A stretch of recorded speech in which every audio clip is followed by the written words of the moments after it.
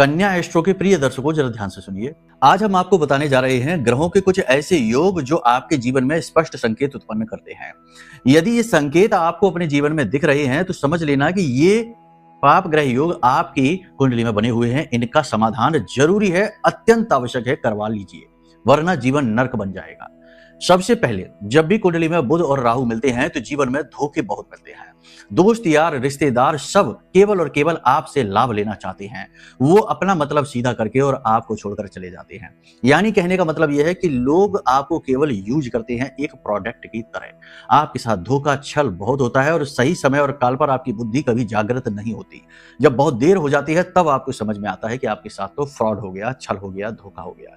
ये आपके साथ यदि घटित होता है कि आपका कोई अपना ही आपके साथ छल कर देता है समय समय पर, तो जरूर आपकी कुंडली में ये पाप ग्रह योग बना हुआ है। बुध बुरी तरीके से डिस्टर्ब है। साथ ही साथ नशे की लत भी लग जाती है।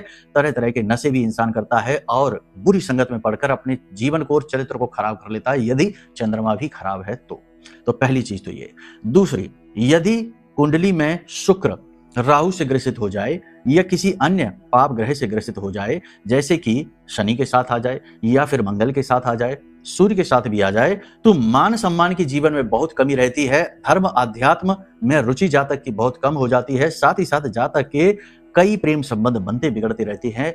दाम्पत्य जीवन नष्ट भ्रष्ट हो जाता है और सबसे बड़ी बात यह है कि चरित्र हनन बहुत अधिक होता है। जातक के मन में काम वासना बहुत अधिक जागृत रहती है।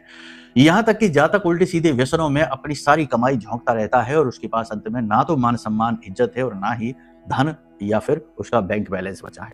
ये स्थिति भी आप देख लीजिए। इसी के साथ गुरु के साथ यदि राहु है तो विवाह में बहुत देरी होगी। विवाह होकर भी विवाह का सुख प्राप्त नहीं होगा और संतान का सुख भी प्राप्त नहीं होगा। और साथ ही साथ घर गृहस्थी उजड़ी रहेगी, ना तो शांति होगी, ना ही धन होगा और ना ही सुख होगा। घर में कम अच्छा लगेगा, घर के बाहर ज्यादा अच्छा लगेगा। घर में आते ही टेंशन बढ़ जाएगा, तनाव बढ़ जाएगा।